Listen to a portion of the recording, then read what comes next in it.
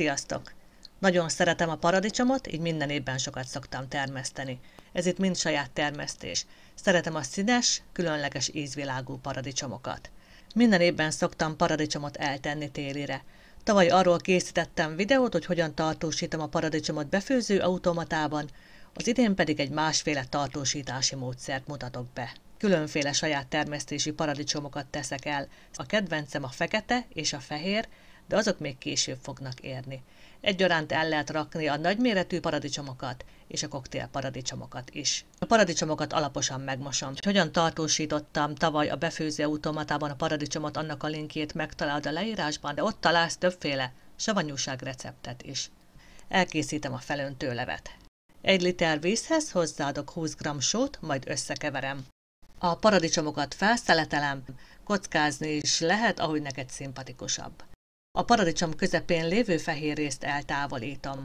Ez itt a kedvenc lila paradicsomom, nagyon finom íze van. Ez egy zöld paradicsom, ami ilyen sárgás-zöld csíkos, amikor beérik, ennek ilyen a belseje, ahogy látjátok. A paradicsomokat egy tisztára mosott befőttes üvegbe teszem. Lehet bele egy kis rozmaringot tenni és bazsalikomot is, de az oregano és a kakukkfű is nagyon jó ízt ad a paradicsomnak.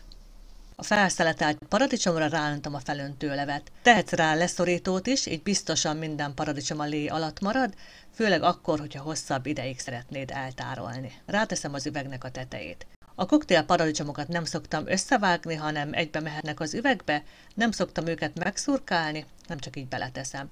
A koktél paradicsomokat jobban szeretem ezzel a módszerrel eltenni, mert nem enged annyi levet, ebbe is teszek bazsalikomot és rozmaringot, majd az üvegbe töltöm a felöntő levet.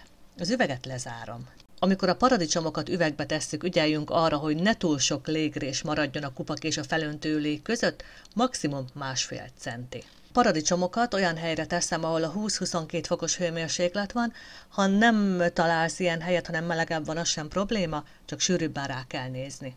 Ahogy látjátok, a szeletelt paradicsom elég sok levet engedett, így ezt rendszeresen sziszegtetni kell.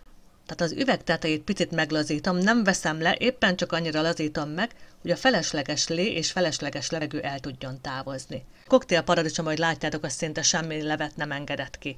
Ezért szeretem a nagyobb leves paradicsomokat másféle eljárással eltenni, ekkor nem is öntök rá felöntő levet, ezt majd a következő videóban megmutatom. Ez a tartósítási eljárás tulajdonképpen fermentálás, és a paradicsom, amit tavaly ezzel a módszerrel tettem el és most bontottam fel, még nagyon jó állapotban volt. 1 évet ezzel az eljárással eltett paradicsomok biztosan kibírnak. Az elkövetkezendő hetekben megmutatom, hogy hogyan tartósítok paradicsomot a saját levében, de hozni fogok görögdinnye savanyúsághoz is 2 receptet, illetve a téli kovászos uborkához is még. Köszönöm, hogy velem tartottál!